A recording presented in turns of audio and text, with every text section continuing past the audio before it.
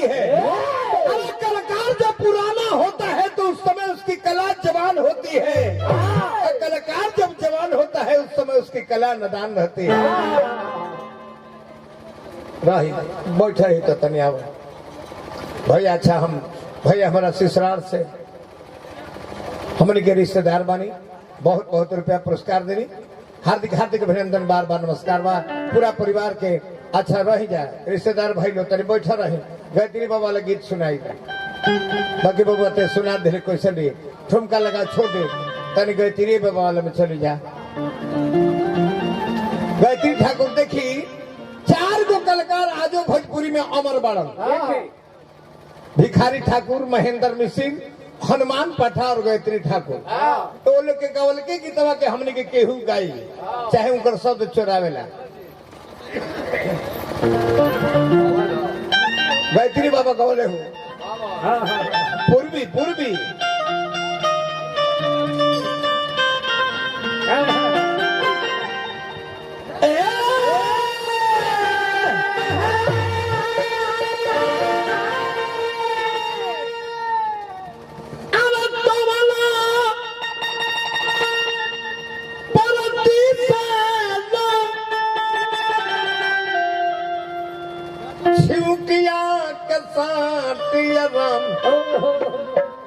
सभे पूर्वी गावल है। गायत्री ठाकुर के आपन ठाट आपन ताल रहे, आपन राग रहे।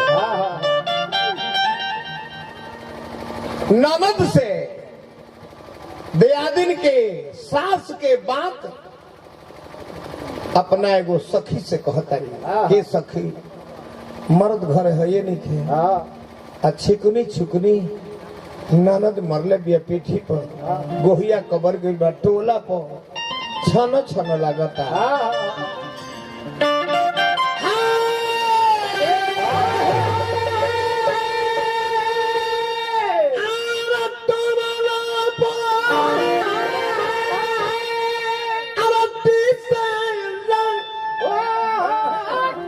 छिवकिया के साटिया राम चढ़ली जवनी आवे मुआना, अरे कोइले बात चढ़ली जवनी आवे मुआना।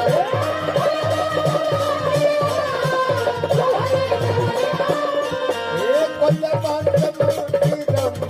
चढ़ल जवानी मुआना।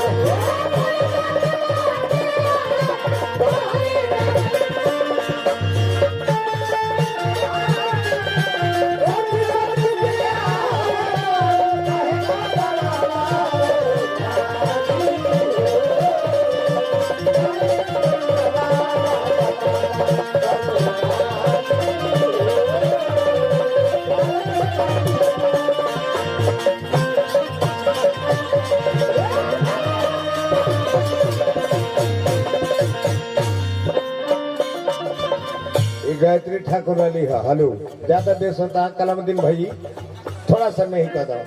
एक तो मरीले हम वीर है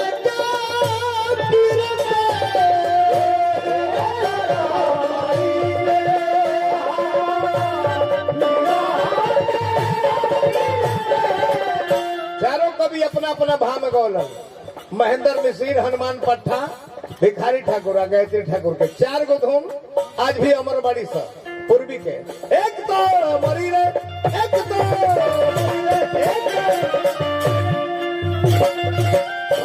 अरे वीर है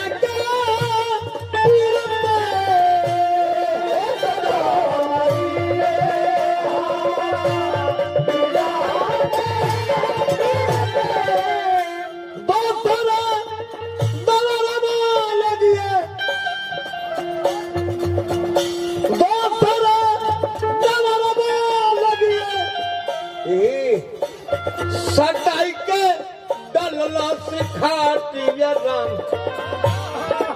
वीरा के पीर में मरतरी है दूसरे राती खाते और सटाइए के खाती बिछा लगा।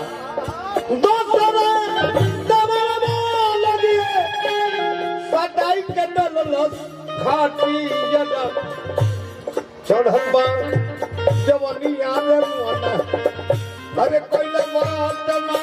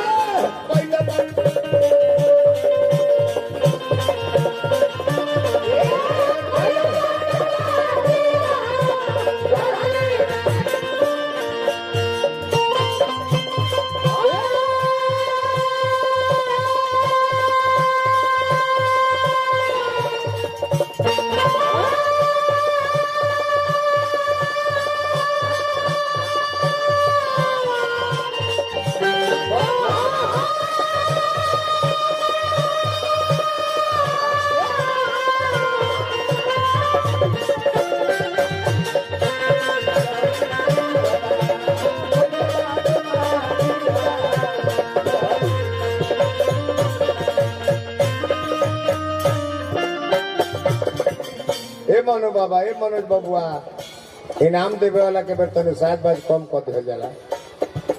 ये हमारे भाई श्रीमन मिस्त्री जी के सब मित्र साथी दोस्त है। हमारा जानते बड़े जे कवई गांव के गोवर्धन पूजा मशहूर है, ओकर अध्यक्ष जी के माध्यम से पुरस्कार पौनी पहलवान जी, अन्य साथीगण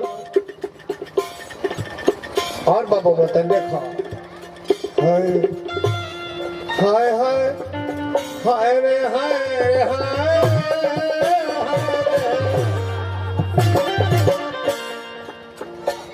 कहते जी बिहने घरी मोबाइल के जुगना रहे जब कहती ठाकुरी पूर्वी गवर्नर लग भी हमें बैठाई तार जाके डाका खनवा भी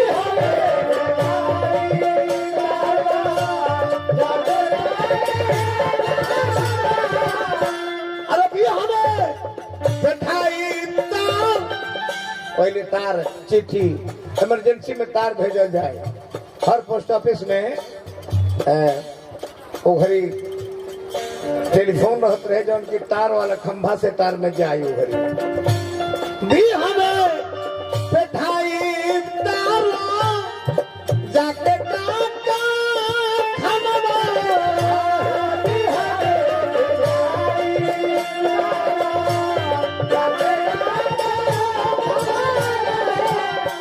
ये सखी तू कहाँ रहल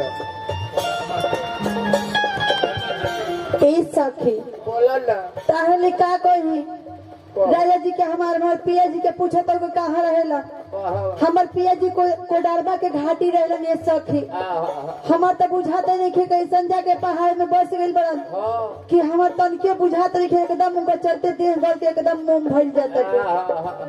अरे सुनी ना बेटा बाबा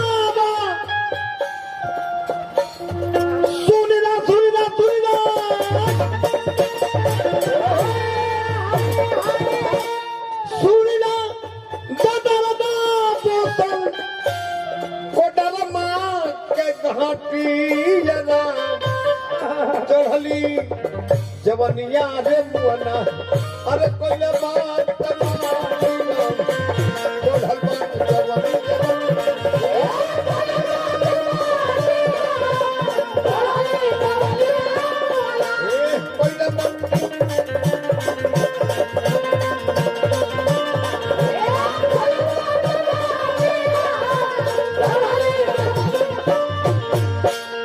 चौगुन कह जाला बाबा अरे कोइले बा टमाटी चढ़ली जवनिया